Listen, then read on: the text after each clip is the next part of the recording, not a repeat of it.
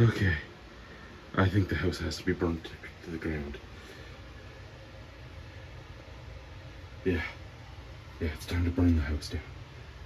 Oh my god, it's time to burn the house down. So, where my days are at. Sorry, you see that I'm using walls and stuff. My knee is in a brace. I don't know what I did. I'm getting old. Apparently, my body is rebelling over everything I've done to it in my life. And it's an obvious you've gotten old moment because I went to sleep and then I woke up and I couldn't walk properly. I have to get the flooring done. I pulled all the tile that I had laid up. It was vinyl adhesive back tile. Pulled it all up because for some reason it wasn't sticking properly to the floor, even though the floor was prepared properly. I think there's too many minute variations, so I'm going to do loose lay vinyl in the bedroom. I'm going to use the tiles that I had bought for the bedroom for out here in the utility room going towards the washer and all that, because the level of the floor out here is a lot nicer. They did a very good job leveling out here. They didn't have all the new cement poured out here, so they didn't have all the cracks and everything that they've caused on the other side.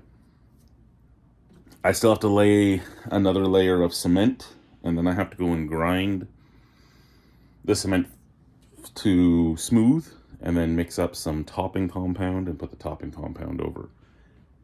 But with my gimpy knee, I don't know how much I'm getting done. And every time I have a job to do, something happens. I still have to paint one side of the garage. I still have to finish doing the fascia and all that. But every single time I go to do something, something like, hey, you need to come in for a meeting at work, or you have a doctor's appointment that's going to take you all day, or it's pouring so you can't do anything else. It doesn't end. But it's time to just stick to it. I've taken a few breaks today. I wait till my leg starts throbbing, then I go away. I'm going to pull the carpet out right here on the landing. You don't get to see it, but I'll show you in 1 second. So I'm pulling this carpet out. This is going to be tiled with the vinyl tiles. Pulling this carpet out. This is going to get tiled with the vinyl tiles. And then I've been grinding down my caulking till it's just filling in the spots. I have a caulking cleanup tool on my grinder. So you grind it down, it throws it at you, and it's very hot, and it sets off your smoke detector and all that, but it gets it so that you can get it directly where you need it to be and go from there. So we're going to resurface this floor, and then we're going to put down, there's the old tiles. It was only like $30 worth of tiles when I gave up some of the old carpet. Going to put down loose lay vinyl, and then these guys are going to be what I use out here going this way. Anyway, yeah. Okay, so we've started pulling it up. Really old plywood underneath. You can see staples. You can see some glue. The glue doesn't bother me as much because it's flat, but you can also see the amount of staples I'm going to have to come back with needle nose pliers and pull out. Yeah.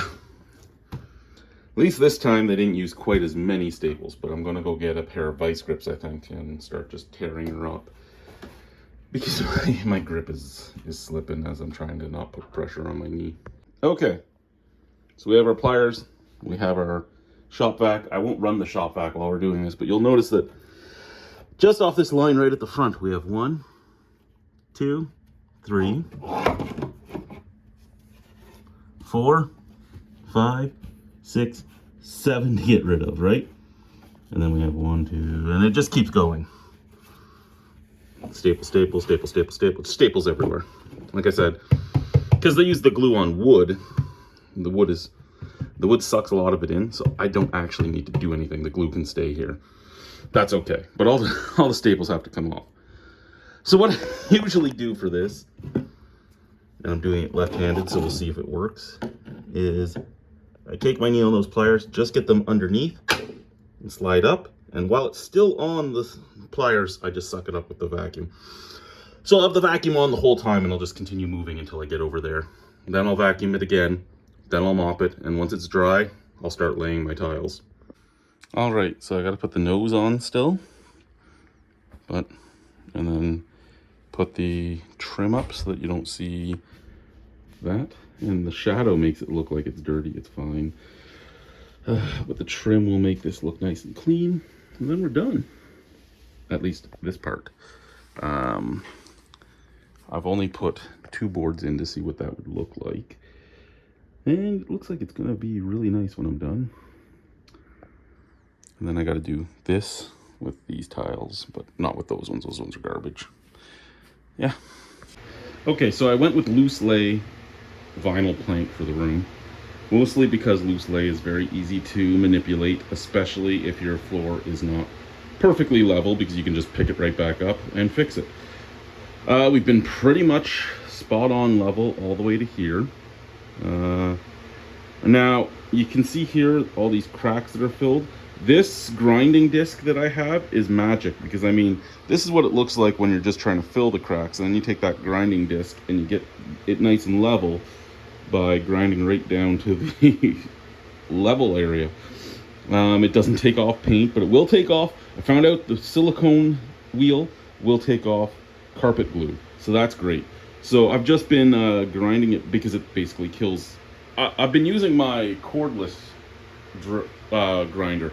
Probably not the greatest idea. I should have probably been using the corded one, but I've been using the cordless. So I have had to do a little bit of editing on each run back, because I'll have to stop, grind it flat again, because every 9-inch space basically kills a battery. Grinding. There are tools that are great in wireless, like cordless, but there are some that are not, and I think a grinder's one of them. Now it is a Ryobi I'm using, because for what I do at the house, Ryobi's fine, especially for the price. But that is the silicone stripping disc. I've used a good deal of it. I changed from silicone to cement very soon, so I should be okay with what's left on this disc. I'm going to buy more of them though. This thing is awesome. And it is a Power Fist, so it is a Princess Auto one. I think $11 a disc, over $15 a disc if you buy regular branded ones. So I'm okay with that. It's worked to go from there to here, which has been great. Machine is very hot though. It has done a lot of work. And it throws, you really should wear a mask. I was wearing safety glasses, but not a mask. Really should wear a mask. But we're almost to the wall, and then I gotta work on the cement. And after I work on the cement, I can keep going. Out there, you can see that we've put some tiles under the stairs, and we've got the steps done, and we're gonna go working that way after we get done these last 2 here, which will be another like 3 planks. Anyway, talk to you soon. Bye-bye.